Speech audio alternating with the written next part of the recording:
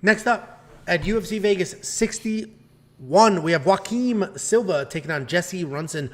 Joaquim Silva is 11-3 overall, 2-3 in his last 5, coming back after more than a year away. Jesse Ronson is 21-11, 1-3-1 in his last 5, but he should be 2-3 in his last 5 because he did have a win that was overturned. Joaquim Silva is a BJJ guy with fantastic hands. He's very inactive, though, with only 3 fights in 4 years. But when he's competing, he's explosive, and he's always looking for that knockout. Even though he does have a BJJ black belt and he's more than capable on the ground, he almost never attempts takedowns, and he's just looking to strike. He's got so much power in his hands that he is live in every single fight that he's in. His last win was actually against Jared Gordon in 2018, in a fight that he was clearly losing, but he was able to snatch that up, turn it into a win because of that power. Jesse Ronson is coming off a submission loss to Rafa Garcia. And before that, though, he did have a submission win over Nicholas Dalby, which was overturned for some banned substances. Technique-wise, he's a busy striker with sneaky power and solid takedown defense. Even though he is a striker who prefers to strike, he's got solid offensive BJJ, and he's got some success snatching things up in scrambles. This is a really tricky fight to break down because you just don't know what you're going to get. Like, this feels like a layup for Joaquim. Like, you look at it like, oh, Joaquim Silva, he's got the power in his hands. He's got jiu-jitsu. He's got the appealing record.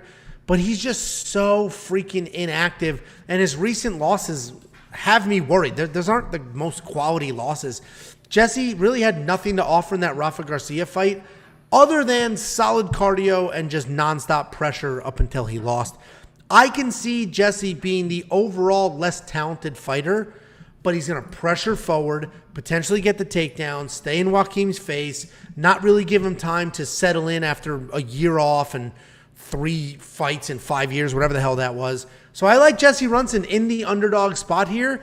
I'm probably not going to bet it unless that line really takes off, but I think Jesse can get it done, and Joaquim Silva is just not busy enough to continue evolving, staying fresh, and doing what he needs to do. What do you think, Jakey boy?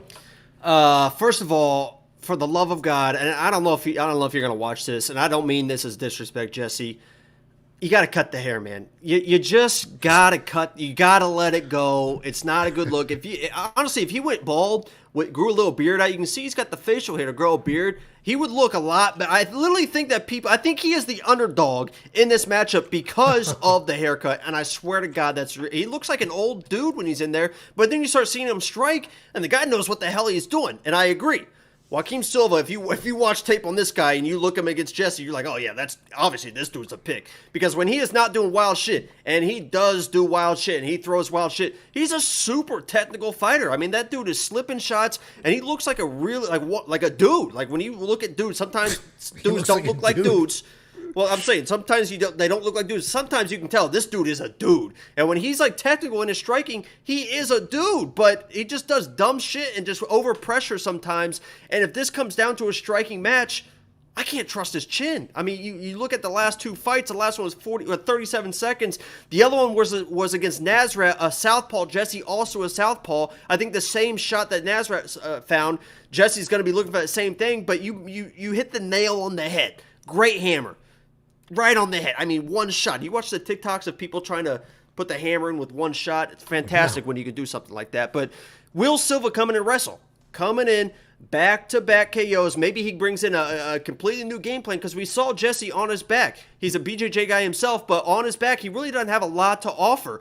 So if I'm Silva, I come in, and I don't know, those big muscles, sometimes you get a little bit tired when you're not a wrestler. But I would come in, try to wrestle Jesse, take out some pop of his shots, and then see what happens from there. But I think this is going to be a standing matchup. I think these boys get after it early because that's all Silva knows is come forward, throw your wild shit, try to knock somebody out. I placed a bet for premium in this fight. Sign up, become a premium member, only $10 a month. I put a bet on this fight. I'm not going to tell you what it is, but my pick is going to be Jesse because I trust his chin more than Silva. I got it. Yeah, we're aligned on the underdog here, which is always interesting. 8,400 to 78. I think $7,800 is a solid price point for Jesse Ronson. You'd like to get even more. Obviously, Joaquim Silva will always be live. He's got that incredible power, but the inactivity and the risks, as Jacob said. Monkey Knife Fight strike line 65 to 47. Not touching it. As much as I'd love to push Monkey Knife Fights on you guys, and I actually love Monkey Knife Fight, we just don't know what's going to happen. There's too much power swinging around, too much grappling ability between the two of them. I don't know what's going to happen with that strike line. What do you think? Yeah, I think this is a potential to be a quick fight. And the thing I forgot to mention about Jesse too, that Nicholas Dalby fight you mentioned. Nicholas Dalby's one of those guys that likes to press forward, right? He likes to press forward, get in your face, throw volume, and he saw the outcome there. So I think it's over quick. I lean towards less, but this might be one of those catch fights where Silva starts wrestling, they get tired, and they just slug it out for 15 minutes. So I agree. It's a tough one. Yeah, I'm not going to touch the Monkey Knife Fight strike line, so we can leave that alone. And if you want $50 for free, all you need to do is go to weon'tpicks.com/bets, sign up, make a deposit, and I'll send you $50 as a thank you.